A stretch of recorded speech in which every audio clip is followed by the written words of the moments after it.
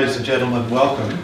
My name is Michael Wesley. I'm the Dean of the College of Asia and the Pacific, which hosts the Mongolia Institute, and it gives me great pleasure to welcome you to the 2017 Mongolia Update.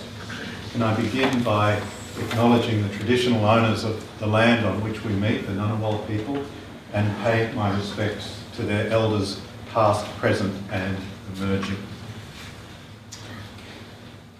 The ANU Mongolia Institute was founded in 2013 to promote Mongolian studies throughout Australasia. The vision of the Institute is to establish the ANU as a global centre for Mongolian studies supported and driven by the rapid increase in business, trade and cultural exchange between Mongolia and Australia. The Institute provides a formal source of advice and information on Mongolia for universities, government organisations and the broader public, to the extent that such advice and information is not available through existing channels. I'm proud to say that the ANU is the only university in the Southern Hemisphere to have a Mongolia Institute and to offer the Mongolian language as a minor. ANU also offers a range of contextual courses designed to help students' understanding of Mongolian history and the opportunities and challenges facing present-day Mongolia. This year's update, the third Mongolia update, or fourth Mongolia update, is built around the theme Sustainable Futures. It explores the perceived dichotomy between rapid industrialisation through resource exploitation and the sustainability of Indigenous livelihoods and the environment. It will focus on sustainable development and sustainable futures through presentations by top policymakers, scholars and analysts from around the world. I'd like to pay tribute to a number of people before we get underway this morning. The first is a great ANU scholar, Igor Durakovits, who died about a year ago today. One of the great world scholars on Mongolia. There will be a collection of his essays published by our Centre on China in the World later on this year. I would also like to acknowledge the Ambassador of Mongolia, His Excellency Badlai Cholunhu, and the several delegates who have travelled a very long way from Mongolia to be with us today. I would like to now introduce our first speaker this morning, who is Ambassador Cholunhu. Ambassador Cholunhu has had a very long and distinguished career as a Mongolian diplomat. He has had postings in Washington and Ankara, and he has been, while in Canberra, a great friend and supporter of the ANU, the College of Asia and the Pacific, and the Mongolia Institute. It was Ambassador Cholunhu who arranged for a gift from the government of Mongolia to the ANU in the shape of a very beautiful ger, or as we know, also a yurt, that is currently constructed just at the other side of the Coombs building, and I urge all of you to go and have a look at this beautiful ger if you can during the day. He has supported us in a range of other ways, including through facilitating student travel and to Mongolia. Earlier this year, he very kindly waived the visa fees for our students who are about to go to Mongolia in July this year. And I can tell you, Ambassador, our students are deeply grateful, as are we. So, ladies and gentlemen, please join me in welcoming Ambassador Cholunhu to the podium.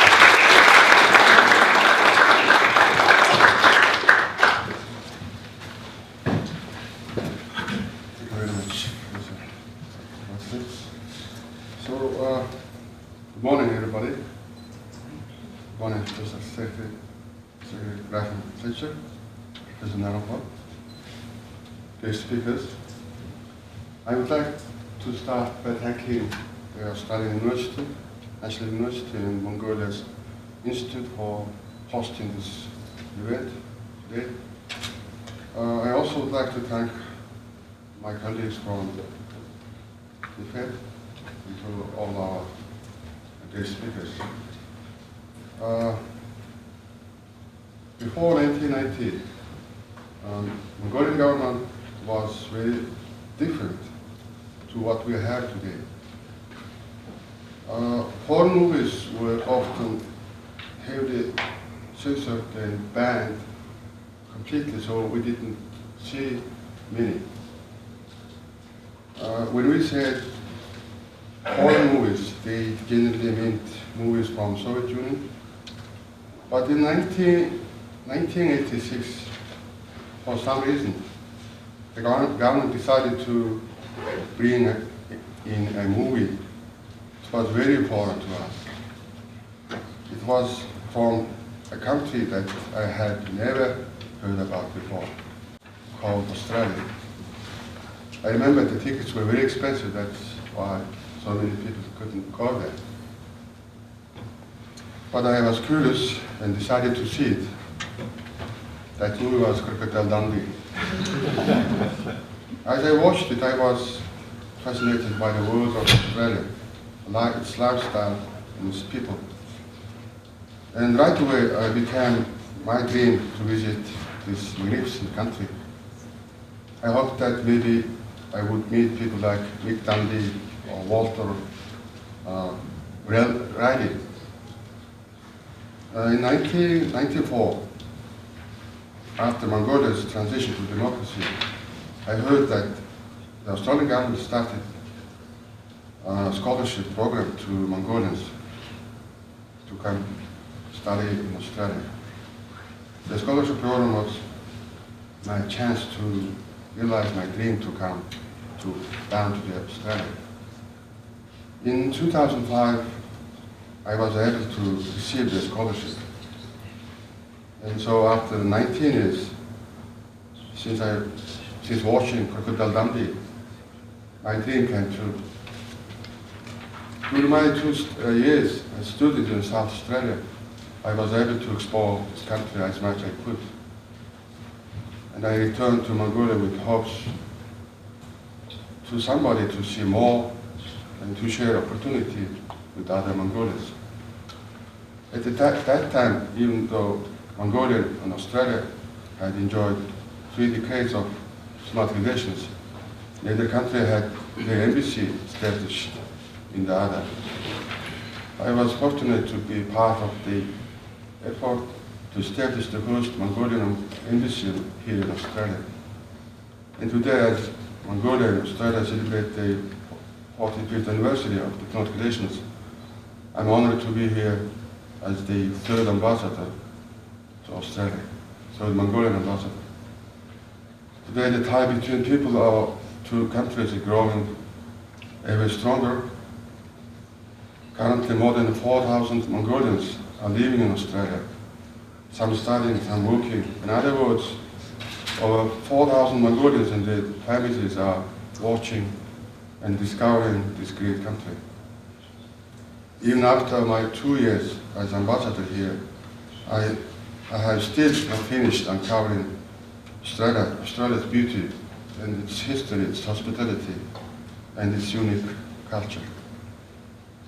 At the same time, Mongolia has gone from closed country unknown to Australians to an exciting destination for business and travel.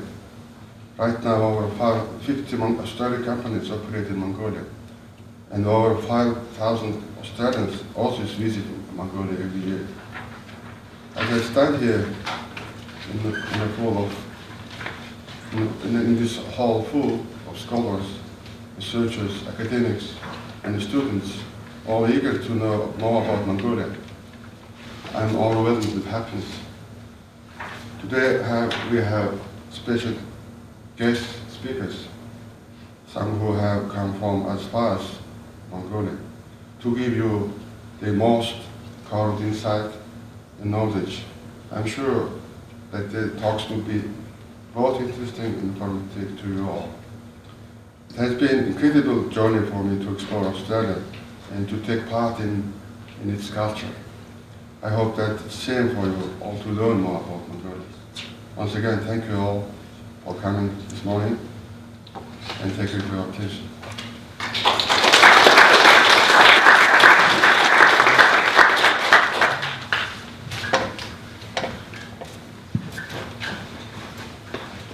Ambassador Chulunhu, thank you very much for that very warm, for those very warm words.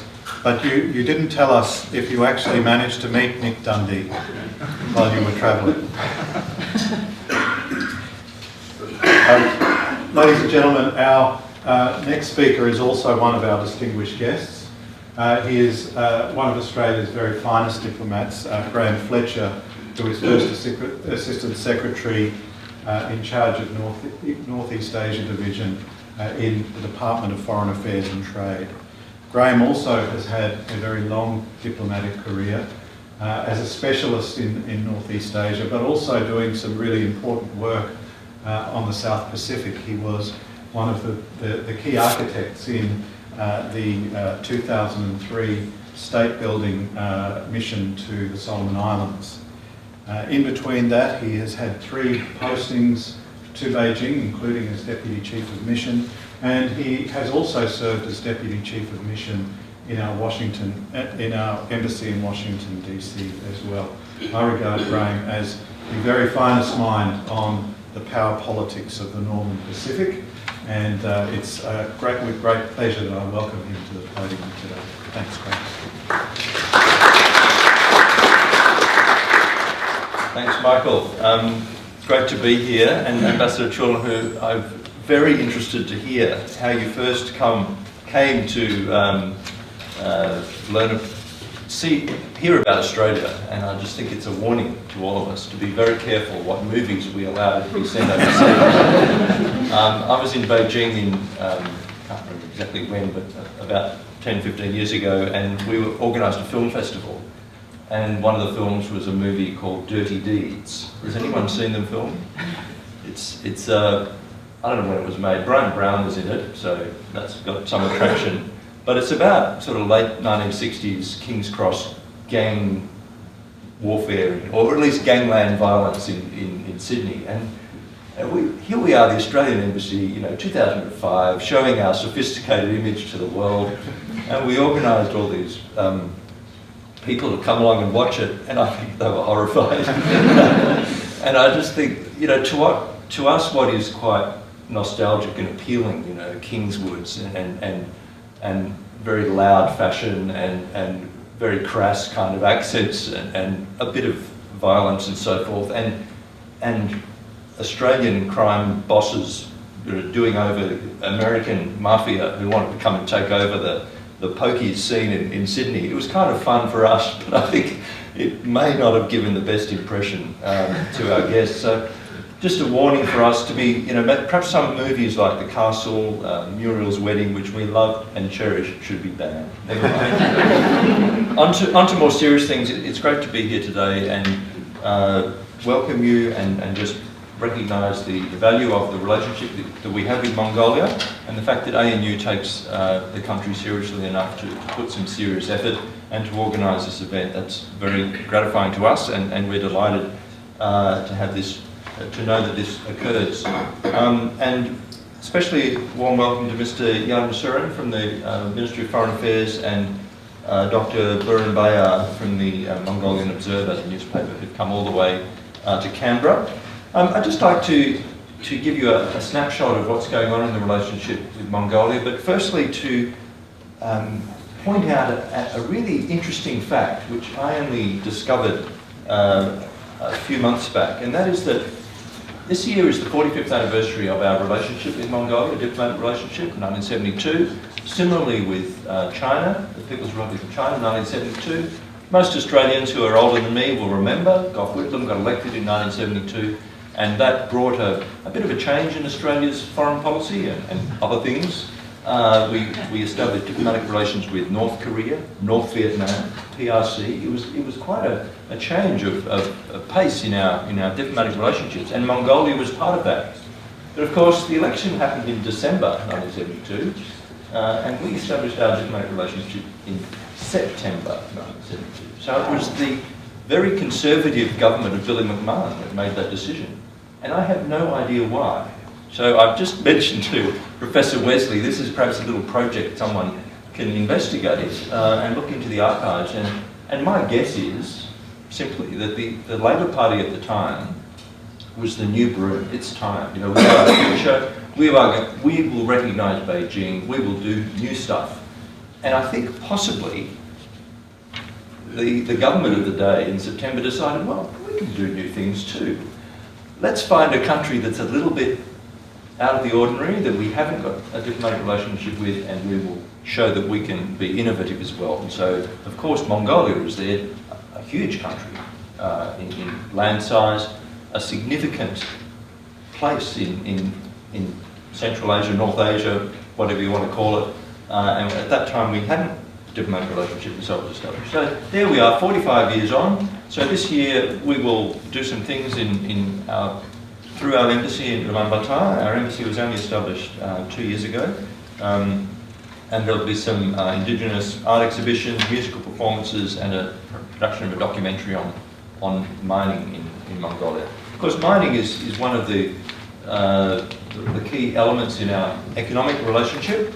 We've got the Rio Tinto investment of $6 billion in the first stage of the Oyu Tolgoi copper mine, and it's got gold as well, about $200 billion worth of mineral there. And so the first phase is already being invested, underway, and a second larger underground phase is about to commence. We think we've got about 80 Australian companies in Mongolia. I think the ambassador mentioned 50, but anyway, numbers don't really matter. And we've got other elements to the relationship. We've got a lot of education. Around 1,400 Mongolian students come here under their own steam every year to study in Australia, whether it's English language or other programs.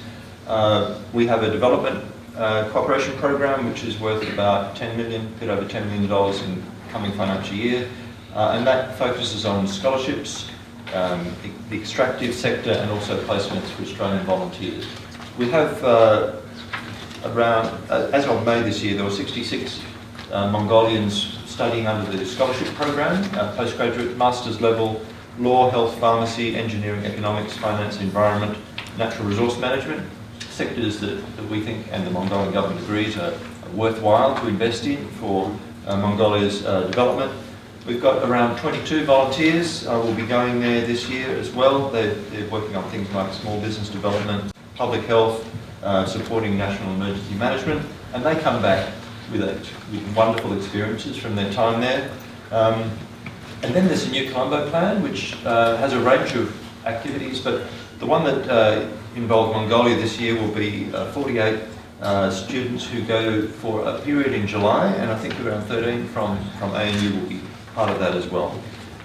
In terms of higher level contact, we had our ambassador for women and girls, Dr. Sharman Stone, former member of parliament. She was up in Mongolia in May, discussing gender equality, women's economic empowerment and human rights advocacy. There's going to be a conference later in the year funded by the Asia Foundation, which we're supporting in September, on Asian approaches to development cooperation, women's and girls' empowerment. So just a couple of snapshots of some of the things that are going on with our relationship. Our foreign minister plans to visit Ulaanbaatar. We don't yet have timing worked out for that, but we'd like to see it happen in the next 12 months or so. And then I'm sure there'll be other discussions. We have official talks at my level with counterparts from the Foreign Ministry. It's my turn to go there. I don't have it yet planned for this year, but it will happen later on. Great to see you all here, and I hope you have a very enjoyable day. Thank you very much. Enjoy.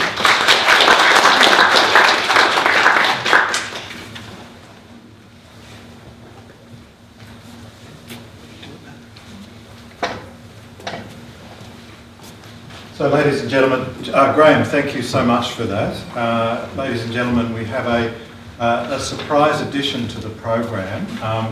The Mongolian government is going to give a special award to our very precious director of the Mongolia Institute, Professor Lee Ngor.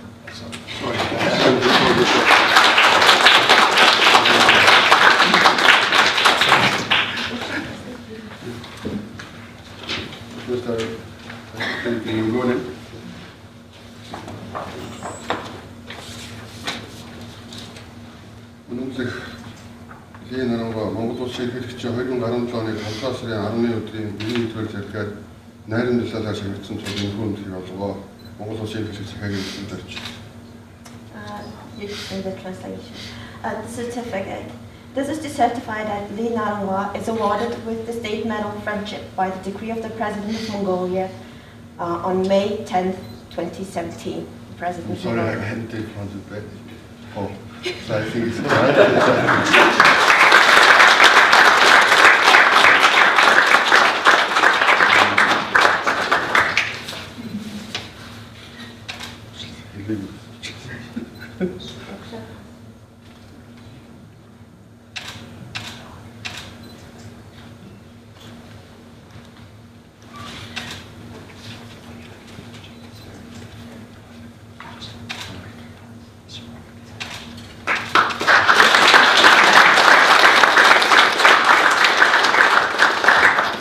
This is really not expected.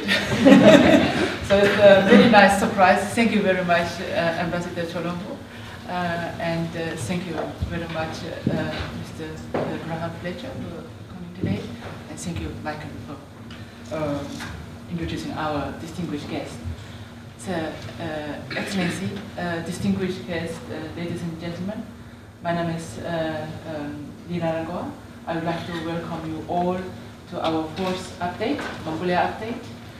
And thank you for coming here in this very foggy, cold morning.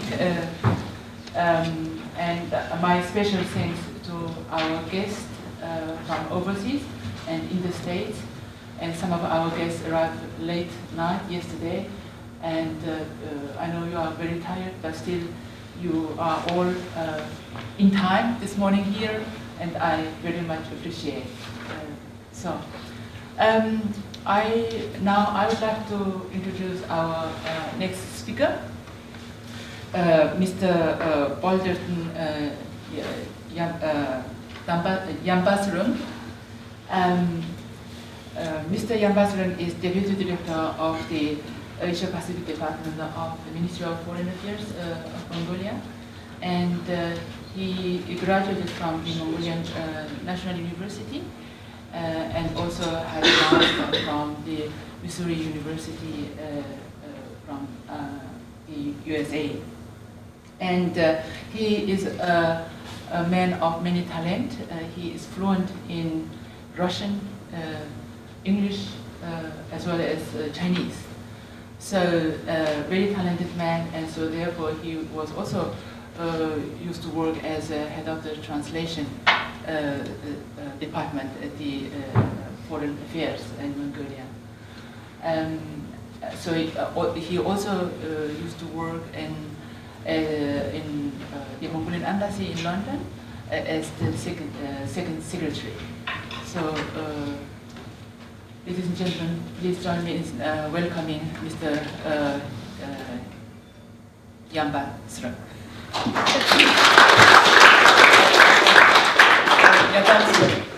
So this is not a very common Mongolian name, so that's why I'm sort of stalling on.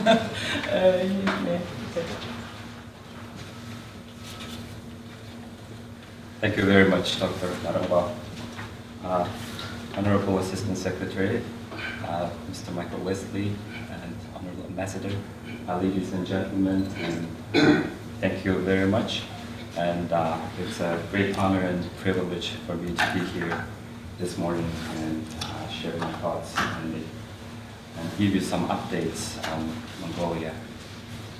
So basically, I've prepared this PowerPoint presentation. I have two main parts, and the first part, I'll give you some updates, what's going on in Mongolia, especially as Ambassador said, like during the last 30 years, we have almost 30 years, we have lots of change going on in the country. So, I mean, lots of people, when we travel to foreign countries and we say that we're from Mongolia, they said the most common thing they know is about Genghis Khan and the great Mongolian Empire has established sometime. So, I mean, and give you some update on the current situation, and on the second part of my presentation, I'm going to speak about the foreign policy of Mongolia. So, the country is located in the Northeast Asia, bordering with People's Republic of China to the south and the Russian Federation.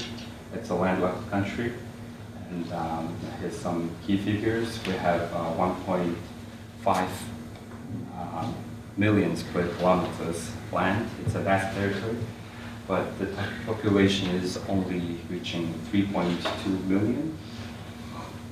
And as I said, I'm going to speak about some changes going on in Mongolia. The first one, of course, the political. I mean, we were a socialist country until the 1990s, and now, I mean, we are moved to democracy. So during the last almost 27 years, we had a peaceful transition of powers through the elections. We had 7 parliamentary elections, and we are actually going to elect the 5th president of Mongolia next Monday. And there's lots of economic change as well. The country was the market economy. I mean, it was a central planned economy, but now it's a market economy.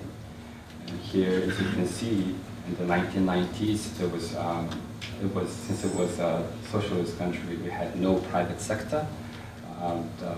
In the economy, the percentage of private sectors was basically 0. But now, in 2017, it went up to 80%. And in 1990, Mongolia has traded with only 27 countries, mostly the Soviet countries. But now it changed to 155 countries, so basically its economy is diversified. And of course, there's a lot of social change, and as the ambassador said, there was no foreign movies, nothing was shown. We were only exposed to Russia and socialist bloc countries. And you know, even, I mean, I hesitate, I will be here if Mongolia was a socialist country, to be here today to share my thoughts. And in Mongolia, during the last 30 years, urbanization is going quite fast.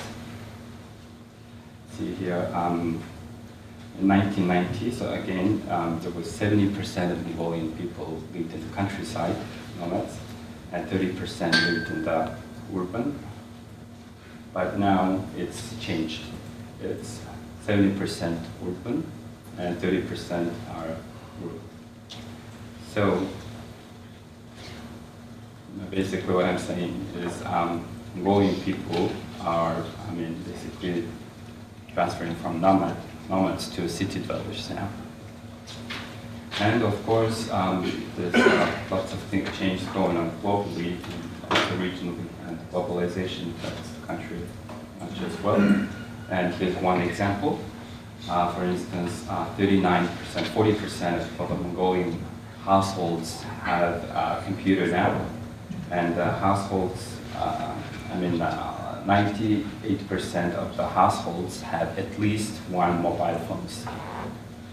And 66.3% of those mobile phone users, they use smartphones, and 94% of them have 3G or 4G internet access. So all these changes are happening compressed in time. In some countries, for example, they can experience all these changes through several decades or maybe centuries, but in Mongolia, all these are happening in very short time, just during the last 2-3 decades. And all of these changes are happening simultaneously. So I'm going to speak a little bit about the challenges Mongolia we're facing at the moment. Of course, there's structural economic problems. We have no economic diversity. I have here 2 numbers, 90% and 60%. 90% is the percentage of the raw materials in our total export. Raw materials like copper, coal, zinc, and others constitute the 90% of our total export, and 60% is the percentage we are of our export going to one country, which is China. And Mongolia is a landlocked country, as I've shown in the map earlier. And the closest access to the seaport for Mongolia to export our products is Port Tianjin in China. That's 1,200 kilometers away from the Mongolian southern border. So it actually brings lots of cost for us to export our products. And according to the World Bank, this graph shows that in Mongolia, for example, the cost of exporting container for 20 tons, it costs $2,700 versus in Australia, for example, it's only $1,100. And as you can see on the two high red points, Kyrgyzstan and Uzbekistan, and third one is Mongolia. Those are the countries are all landlocked. So in order to ease the situation, the government of Mongolia has established an agreement with the People's Republic of China recently, and then we agreed to use the 6 ports in addition to the Tianjin port in China. Those are Dalian port, Dandong, Jinzhou, Xinhuangding and stuff. And that way, our export containers, instead of waiting in Tianjin in line, now they can be exported to third countries through those ports. And current issues, and I have basically here more economic issues, but given the fact that I've seen on the program that our next speaker will be speaking about the economy, I'm just gonna briefly go through those slides. So basically we are experiencing economic challenges, and for instance, at once in 2011, the economic growth of Mongolia was 17.3%, but in 2016 it was 1.3% only. And we had a big budget deficit, 18% of the GDP. The government had a huge government debt. Lots of borrowing happened during the last 5 years. And the FDI declined. Trade turnover decreased, and unemployment has increased to 11%. And the reasons for these economic downturns were external shocks, drop in commodity prices in the global market, slowdown in the Chinese economy, and of course there were some policy errors. And in order to solve those issues, government has taken fiscal policies,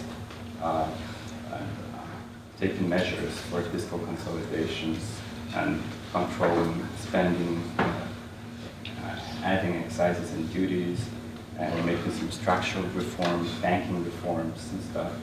And the government has actually agreed with the IMF to facilitate the extended fund facility program. So it's the projection from the IMF that the Mongolian economy will be growing by 8.5% in 2022.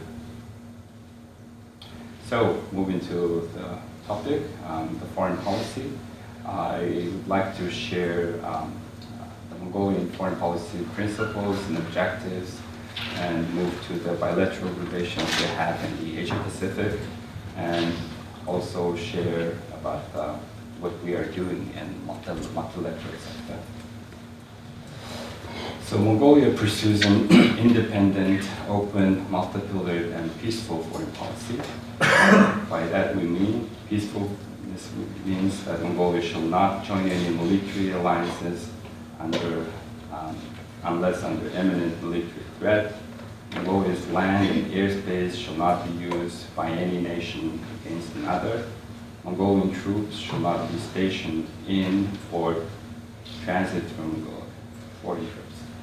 And openness means Mongolia shall pursue friendly and mutually beneficial relations with all nations without discrimination in terms of culture, religion, or political or economic system. And Mongolia shall have an open relations in the political, economic, cultural, and scientific dimensions. And independence is, of course, the foreign policy shall be formulated independently, and national interest shall be of the utmost priority.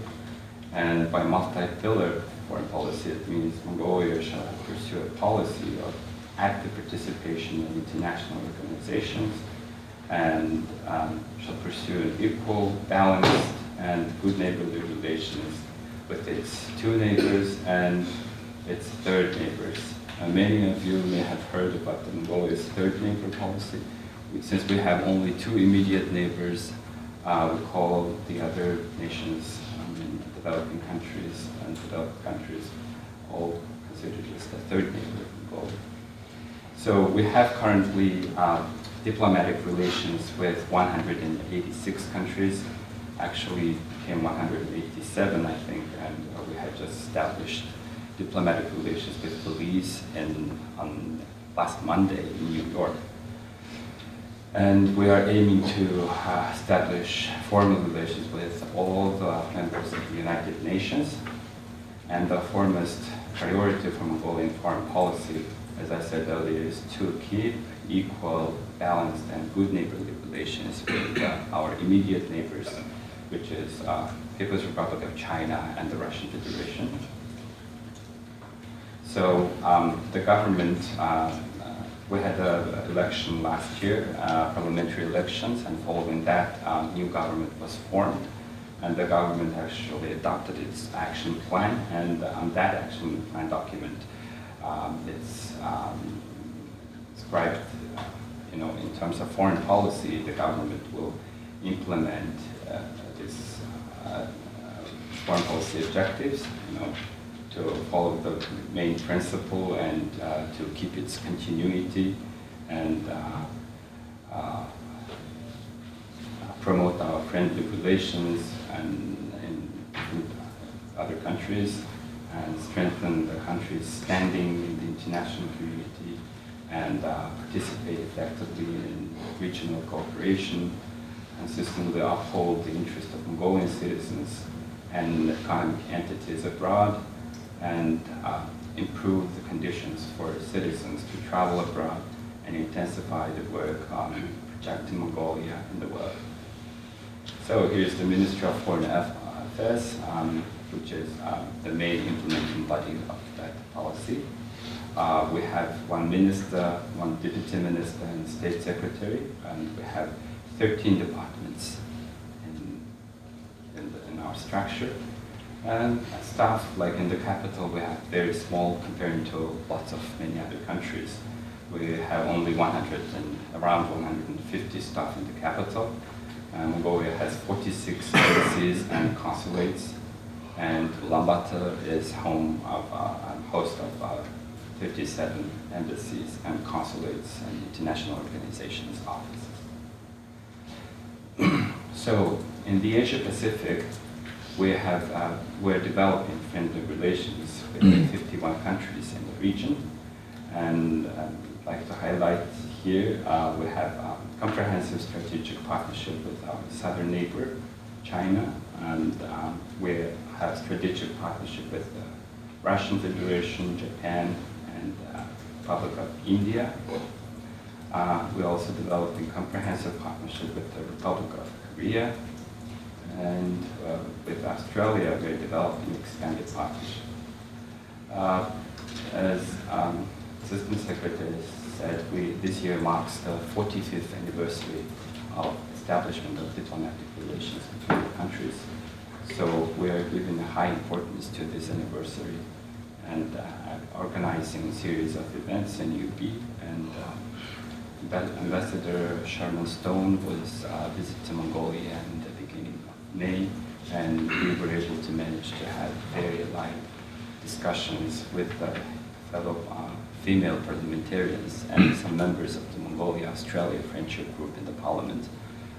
They talked about promotion of gender balance and women's rights. And also recently we had Australian jazz band to come to Mongolia to play. That was very widely supported and all the Mongolian diplomatic corps in Mongolia and some other people enjoyed the show very much. And we had a few high-level visits with Australia. Our Prime Minister has visited Australia in 2011, our Foreign Minister in 2014, and we've had Speaker of the House of Representatives of Australia to visit Mongolia in 2011, and Foreign Minister of Australia visited Mongolia in 2012. And this year, we are highly expecting to have a visit of Honorable Foreign Minister of Australia to visit Mongolia this fall. So we have embassy opened in 2008, and we are glad that the Australian government has decided to open its embassy, and the embassy was opened in 2015. We have a very active ambassador taken this opportunity. I would like to also note that we had a very good ambassador in Mongolia. Mr. John Lottery is very active, and we are in very close working contact with him. So we're two countries with some consultative mechanisms. Consultative meetings between the MFAs took place twice, and once the first one is in 2014 in UB, and the second one was in 2016 in Canberra. And we have friendship groups within the parliaments of two countries. And yeah, we have actually developing good relations in different sectors, and I'd like to highlight here and express my appreciation for the government of Australia for providing the development aid, implementing the development aid program in Mongolia. And since 1994, through this program, over 500 people were educated in Australia, and now they're taking quite high positions. We have several members of parliament and some members in the cabinet, ministers and deputy ministers. And in our ministry, for example, head of my department is Australia graduate. We call them Aussies, Mongolian Aussies. So it's a quite active and very good group. And our ambassador said he is also one of the Aussies. So moving to the multilateral cooperation, Mongolia has joined the United Nations as the 101st member in 1961, and in Mongolian foreign policy concept it says, as a member of the world community, Mongolia shall strive to make active contribution to the common cause of setting pressing regional and international issues. And over the more than 50 years of its membership in the United Nations, we tried to make our contribution as much as we could. And Mongolia was a sponsor of over 80 UNGA resolutions. For instance, the resolution on Disarmament Week and Education for All, and status of rural women, democracy education, etc. And Mongolia nuclear weapon-free zone. Actually, okay, I'll move it. Currently, Mongolia is a member of the UN Human Rights Council. Is working on the terms of 2016 to 2018, and also we are a member of the CASOC Commission of the Status of Women and Commission on Cooperation and Development from 2015 to 2018. And Mongolia has presented its candidature to the non-permanent seat of the UN Security Council for the elections to be held in 2022. So, nuclear weapon-free zone status, Mongolia has declared itself as a nuclear weapon-free state in 1992, and we call it state. It's actually the first single-state nuclear weapon-free zone. It's called, and we try to be a role model in the country. In the region, in the world, and to urge the other countries to be free of nuclear weapons. And in 2012, P5 countries, permanent members of the UN Security Council, has issued a declaration saying that they will respect Mongolia's nuclear weapon-free status. And Mongolia is also a very active participant of the UN peacekeeping operations. It started in 2002 when Mongolia started to send the military observers to some missions in the Middle East. And starting from 2006, it started to send the military troops. The first big mission for us was UN peacekeeping operations in Sierra Leone, and we worked in sent there 800 troops 10 times. So as of today, 950 officers serving in UN peacekeeping missions in South Sudan and Sudan. In total, as of today, we have 15,000 officers already served and came back to home. So at some point, like by May, Mongolia was ranked in one of the top 30 countries who are contributing to the UN peacekeeping operations.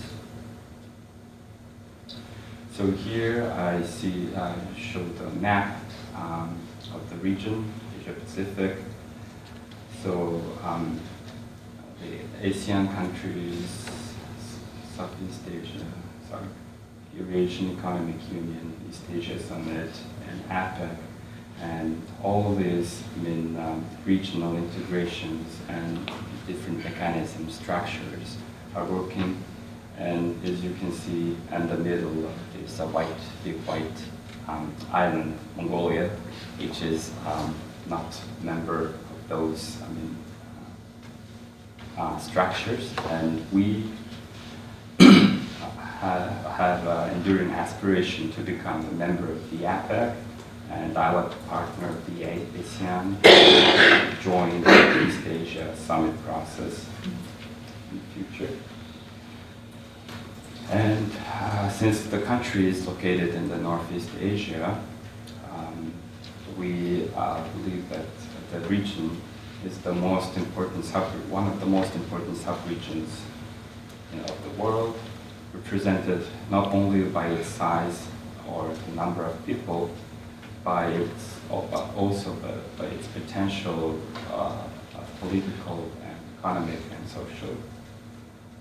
And Northeast Asia, in the Northeast Asia, we have actually no formal dialogue on security issues, despite the fragility of its situation. And Mongolia is the only country in the Northeast Asia which doesn't have unresolved political or territorial issues with other countries in the region. We have good relations with all regional countries, we have diplomatic relations and embassies in both Republic of Korea and the DPRK. So Korean Peninsula issues are critical for maintaining peace and security in the region and beyond, and with the aim to provide neutral ground for constructive dialogue and engagement. Mongolia has initiated the Ulaanbaatar Dialogue for Northeast Asian Security in 2013, and since then we have hosted three conferences in 2014, 15, and 16.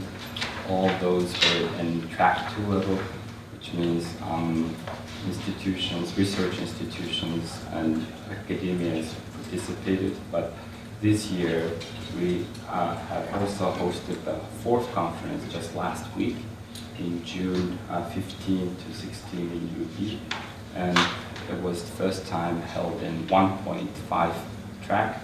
So officials were invited, and we had presents from the DPRK, MFA, Republic of Korea, Japan, and Russia and China actually participated from the embassy level, and some other countries, we had Canada, France, UN, also from the representative of the UN have participated in this conference. So the main aim for us just was to provide a neutral ground, and we believe that since the 6-party talks is not going on well, there has to be some sort of dialogue mechanism, and we have tried to provide those ground. So this brings me to the end of my presentation, I'm sure. So overall, I think the world is becoming more connected and integrated in the future. Of course, there will be unprecedented opportunities, and then we will be able to take advantage of those. And of course, there are challenges growing as well. And given all these circumstances, Mongolia is ready to make its own contribution and to the common development goals. Thank you.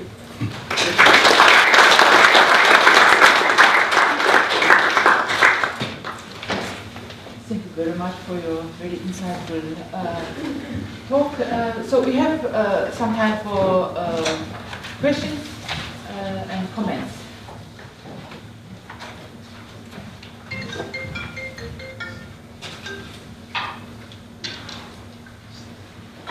Yes. Hello.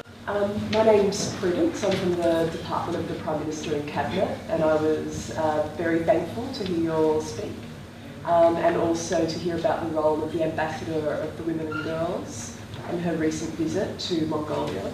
And I just wanted to be able to hear more from you on the role of Mongolia as part of the Commission on the Status of Women, and your hopes for trying to become part of APEC to the extent that you can. So,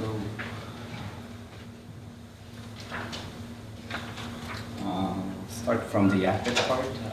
Actually, Mongolia has presented its application to become the APEC member in 1993, I think, and then since the APEC has decided, to delay the membership of the new members for 10 years, and later on it's still not taking any members.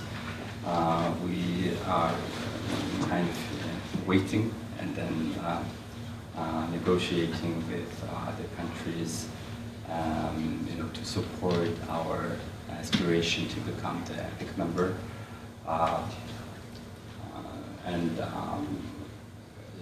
Meantime, we try to be part of the of the negotiations talks going on.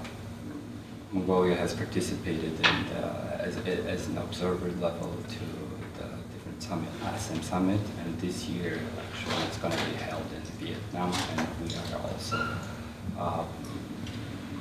seeking the Vietnamese counterpart support to enable Mongolia to to participate as an observer to this summit. And as for the UN status of women, I think Mongolia is a very active supporter, promoter of the women to increase, to ensure the women's participation in all social life, different sectors, and political, economic, and social lives. So the government is taking different measures and those adopting laws. As for the UN status of women, Mongolia has, as I said, Mongolia was sponsor of the resolution on the UN, status of the rural woman. So we've been carrying this resolution over the last, I think it was almost 20 years. It is a biennial resolution. And locally, we have also enshrined those ideas in different documents, Sustainable Development Goal document, and the government agenda, the action planning. And in order to ensure the women participation in different political lives, for instance, there was some law that was adopted to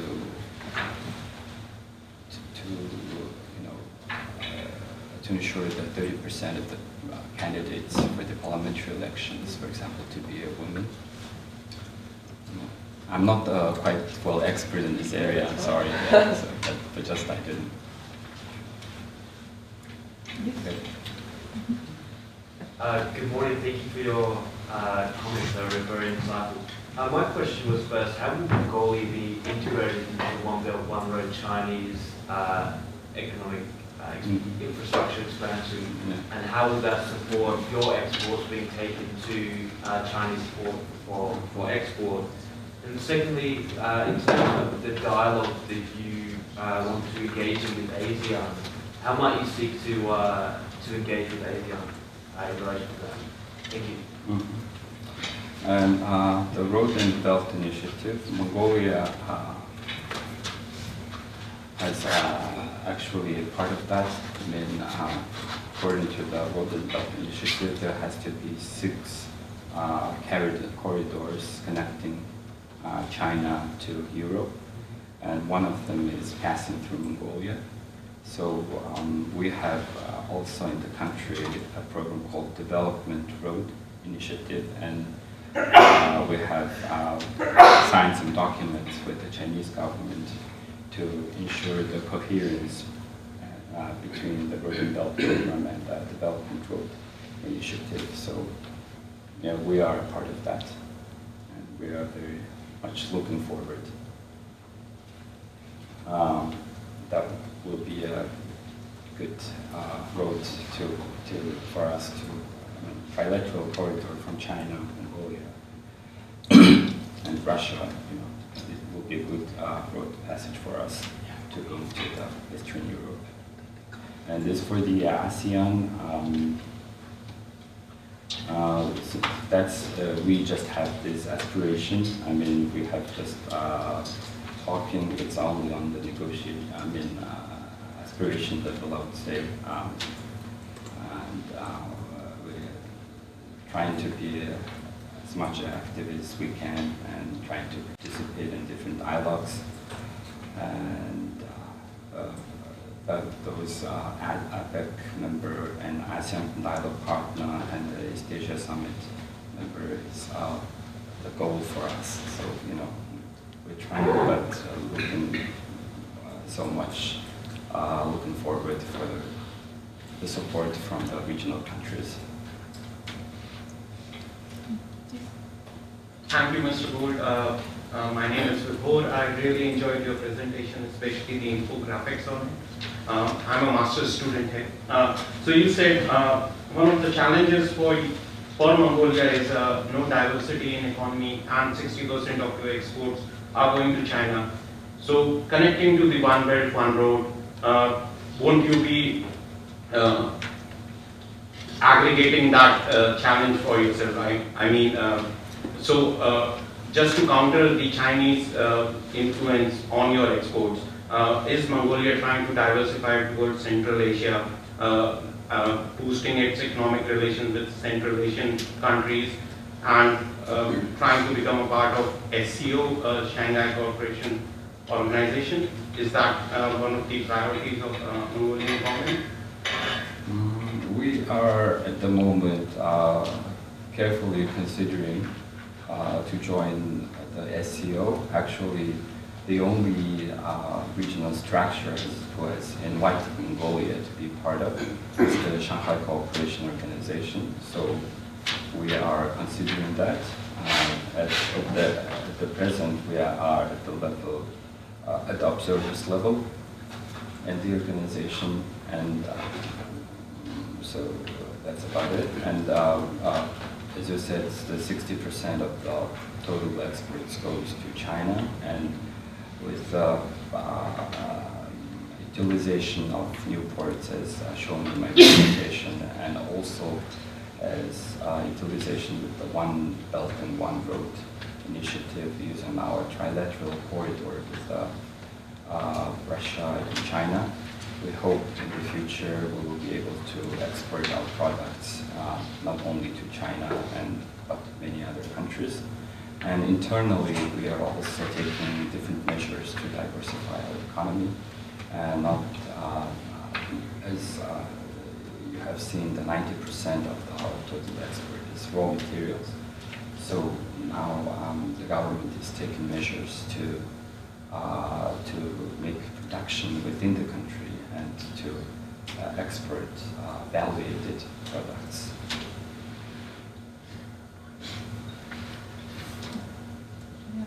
Yes. Thank you very much for your presentation. We've seen, this may be a question for the next speaker, so forgive me if I'm straying out of foreign policy, but we've seen resource nationalism as a feature in the last few national elections in Mongolia. So I just wondered if you could provide us with, there are a lot of, there are Australian mining companies and those in the mining supply chain particularly looking for opportunities in Mongolia and wanting to be part of the development of Mongolia's resources. What's your sense of the relationship at the moment between foreign companies and population, and what do companies need to do to establish the standing that they need in the eyes of the population? So yeah, you're correct. During the last few elections, there was lots of things going on resource nationalism, and lots of propaganda, and lots of the PR went on protecting the national resources. So now, at the moment, the government, since we have the economic downturn, and also we have understood what our mistakes were, so we are trying now to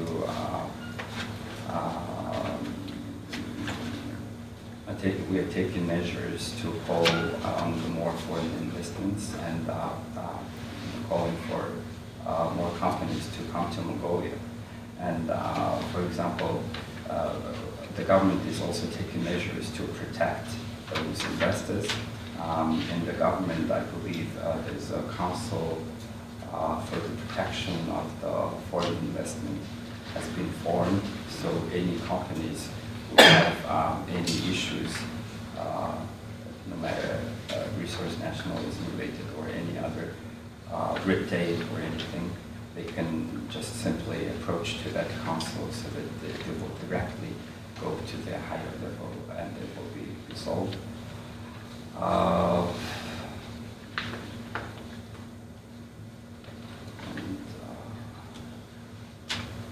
Yeah, basically that's it, I think.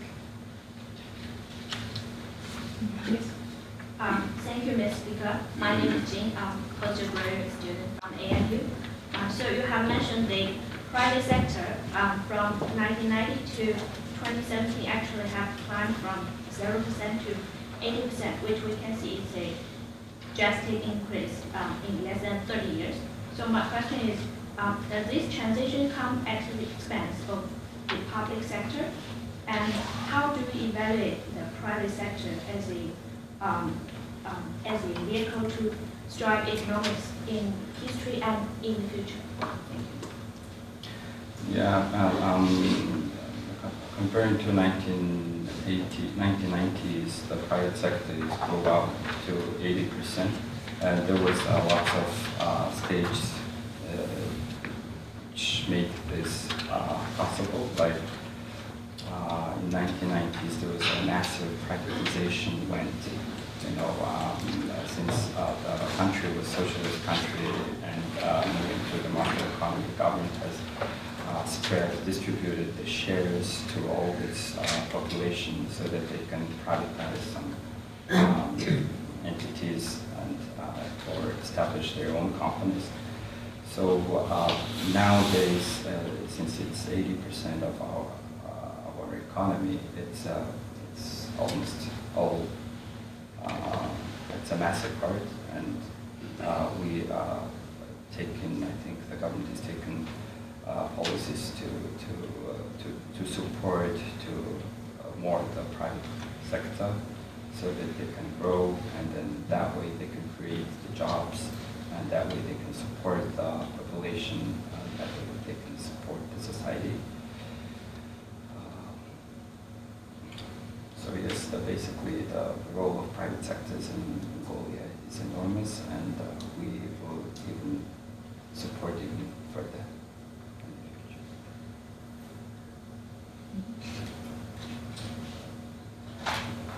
Any other question? Yes. Thank you very much for your speech. So I'm Hiromi from ANU Visiting Scholar, and I'm from Toyama University, Japan. Actually, I have 5-6 years experience to work for land law reform research in Mongolia, and I'm really interested in your country's movement. So I heard about the actual last year's research. So I heard the very active supporter discussing about the enactment of Grassland Act, including the amendment to Constitution Act. I'd like to ask you about the movement of the enactment of Grassland Act.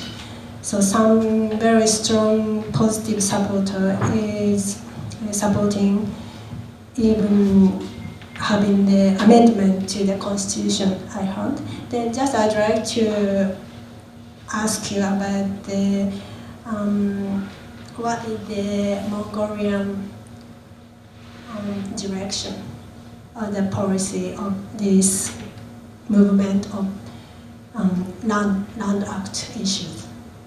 Land act.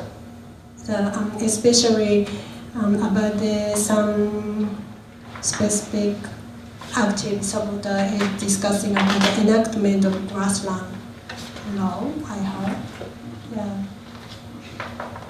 Yeah, okay, so I'm not very good expert on this area, but I'll try to answer as I could. So, Grassland Act, privatization of the land and stuff, talking about, or is it more about the pastures? So now I think I know that your country has the one land act, but there's some strong supporter discussing about the enactment of Grassland Act. yeah, then just I'd like to know about your country's policy for profit in the grassland, or more straightforward to the mining sector's direction. To be honest, I have not much knowledge in this area, but you know, the country is, in terms of land, like we have land law, or maybe it's called grassland, I'm not sure. We are like before, for example, 1990s, the people were not able to privatize land, but now government let all the people to have their own assets, for example, and one of them was land privatization. And in the cities, for example, a citizen can own 0.77 hectares of land, and they can use that land to put in on leverage to borrow money or to sell that and stuff, to make it economic use of that. And in the countryside, people are able to privatize even bigger land. And for the mining, I mean,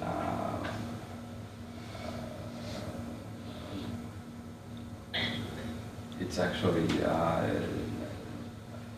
in connection with the resource nationalism and all those things, you know, and also the economic downturn has influenced, I think, and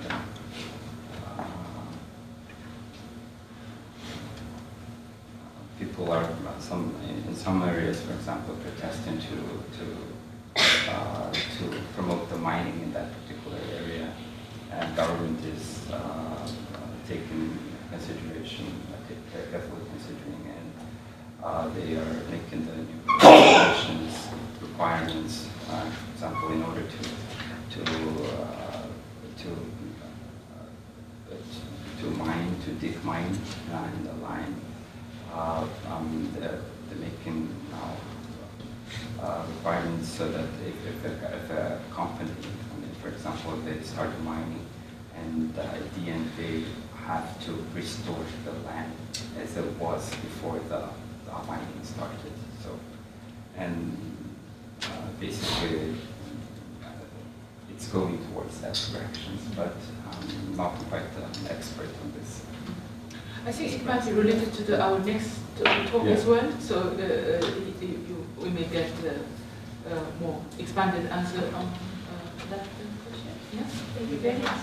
Yes. Another question? So actually we are running out of time, so I would like to thank Mr. Bart Erdenek for his very insightful talk, and thank you for your participation. Please join me in thanking Mr. Bart Erdenek.